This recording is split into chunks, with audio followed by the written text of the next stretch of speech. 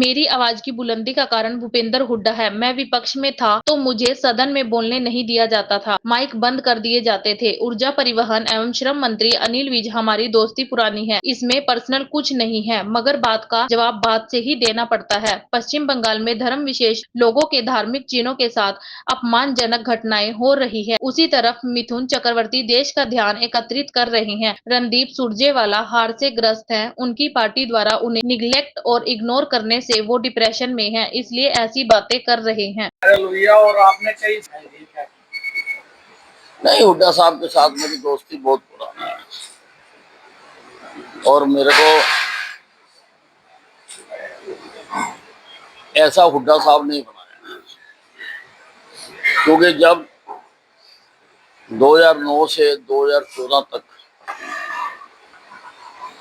मैं भाजपा विधायक दल का नेता था तो ये हमको बोलने नहीं देते, हमारे माइक बंद कर देते,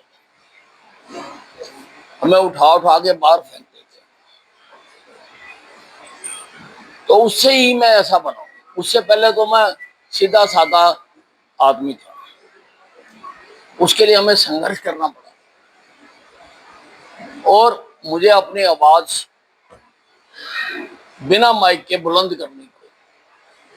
आज मैं अपनी जनसभाओं में भी जहां पर माइक खराब होता है मैं हटा देता हूं और मैं लोगों को कहता हूं कि मुझे ऊंचा बोलना आ गया और उसका क्रेडिट मैं हुड्डा साहब को देता हूँ सब जगह। तो हमारी दोस्ती पुरानी है, इसलिए नथिंग पर्सनल, लेकिन बात का जवाब बात में देना पड़ता है। पश्चिम बंगाल में आप शायद ही हिंदू रह पाएगा। जिस प्रकार से वेस्ट बंगाल में कानून व्यवस्था बिगड़ी हुई है और धर्म विशेष के लोगों के धार्मिक आस्था के चिन्हों के साथ अपमानजनक घटनाएं हो रही हैं, उसी की ओर मिथुन चक्रवर्ती जी इशारा कर रहे हैं, उसी की तरफ देश का ध्यान आकर्षित करने से। मैं हमारे ना तो IIT ना NIT और ना ही युवा विभाग हो गए। अब देखिए, सुरजेवाला जी बहुत समझदार हैं, लेकिन वो हार की कुंठा से ग्रसित है और उससे वो बाहर नहीं निकल पा रहे। वो उनकी पार्टी द्वारा उनको निग्लेक्ट एंड इग्नोर करने से दुखी है, इसलिए नेगेटिविटी उनके ऊपर बहुत हावी है। उनको इस देश का में कुछ भी ठीक होता नजर नहीं आता, वो डिप्रेशन के शिकार हो गए, इसीलिए हमेशा रोज इसी प्रकार की बातें करते हैं।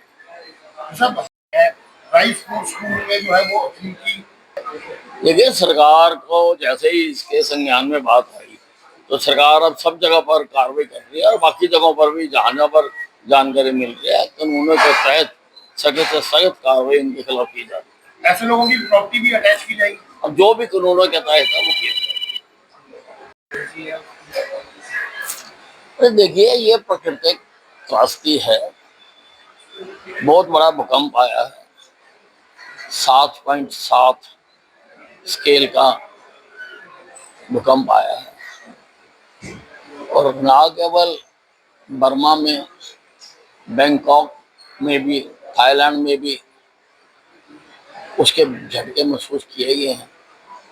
बड़ी बड़ी इमारतें गिरती हुई दिखाई गई हैं, बड़े बड़े पुल, लोहे के पुल टूट गए हैं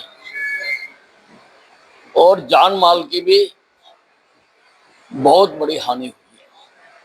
हमारे प्रधानमंत्री नरेंद्र मोदी जी ने इसको देखते हुए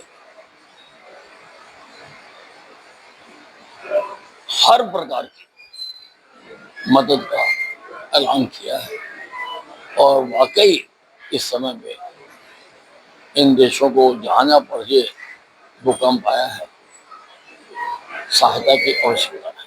दास्तान हरियाणा न्यूज अब उपलब्ध है 1100 प्लस डिजिटल केबल नेटवर्क पर and Android based DTH smart set top box सभी ओटीटी प्लेटफॉर्म 24 लाइव देखिए हमारे सभी सोशल मीडिया पेजेस पर। अधिक जानकारी के लिए विजिट करें www.dastanehariana.in पर।